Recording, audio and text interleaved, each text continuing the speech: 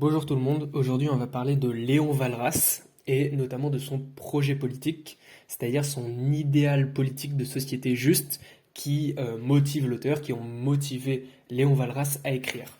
Alors l'essentiel de l'œuvre de Léon Walras se résume dans ces trois livres, Éléments d'économie politique pure, Études d'économie sociale et Études d'économie appliquée, qui ont fait sa renommée post-mortem, et les trois livres sont complémentaires. Et le projet politique de Léon Walras, c'est qu'en fait, il défend un socialisme synthétique, c'est-à-dire un socialisme libéral. Je cite, un socialisme scientifique, libéral et humanitaire. Donc en fait, il essaye de faire une tentative de synthèse entre libéralisme et socialisme. Je cite encore, liberté de l'individu, autorité de l'État, égalité des conditions, inégalité des positions. C'est-à-dire même ligne de départ, mais des gagnants et des perdants, et c'est juste. Donc cette tentative de synthèse entre libéralisme et socialisme, socialisme, c'est-à-dire une juste répartition des richesses, corriger l'actuel, et libéralisme, laisser aux individus le fruit de leur travail dans le cadre d'une compétition sociale pour les meilleures positions, et garantir la liberté individuelle contre le pouvoir abusif de l'État et des autres individus. Et il va tenter cette synthèse libéralisme-socialisme en 3 points. Le premier point, les droits individuels doivent être garantis. Deuxième point, l'État doit assurer l'institution et le maintien des conditions sociales générales. Troisième point, ni l'État ni l'individu ne doit empiéter sur le domaine de l'autre. Premier point, les droits individuels doivent être garantis. Les individus disposent de la liberté civile, c'est-à-dire en gros disposent des droits de la Déclaration des droits de l'homme et du citoyen, c'est-à-dire tout ce qui est les libertés civiles individuelles, la liberté d'expression, la liberté d'opinion, la liberté de circulation, la liberté de réunion, la liberté d'association, etc. Et les individus disposent en plus de la liberté civile des richesses produites par leurs facultés naturelles individuelles. C'est la justice distributive. C'est-à-dire que il faut récompenser les vainqueurs au mérite. Parce qu'en fait, il y a une compétition où tout le monde est sur la même ligne de départ, mais à la fin, il y a une hiérarchie des positions, et ceux qui sont en haut sont les méritants. Donc il y a une compétition pour obtenir les positions sociales les plus élevées. Et pour Walras, le marché a 3 fonctions, dont cette fonction de justice, de permettre aux individus de se distinguer selon leur mérite.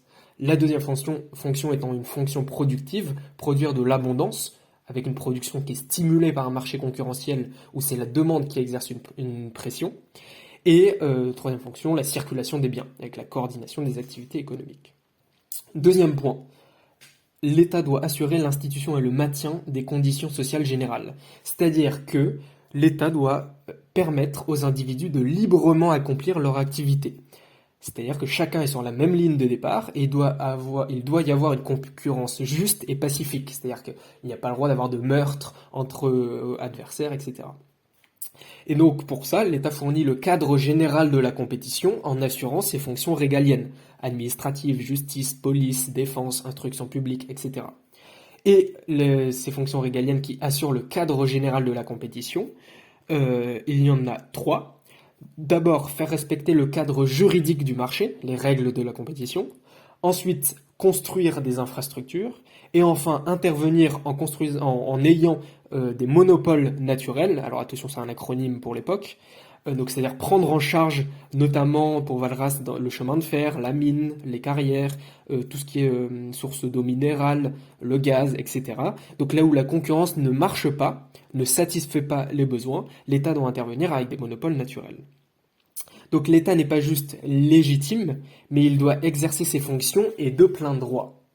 Donc, se pose la question de comment l'État se finance. Walras répond, l'État doit se financer par une rente foncière, parce qu'on a vu qu'on est dans une justice distributive, et donc Walras est contre l'impôt sur le revenu. L'État ne doit pas se financer par l'impôt, mais doit se financer comme les rentiers, parce qu'en fait l'impôt ça prendrait sur la richesse méritée des individus. Donc pour ça il faut une nationalisation des sols, on les rachète par emprunt, et donc l'État devient un rentier, et c'est juste, qui loue ensuite les terres et les biens aux agriculteurs et aux industriels.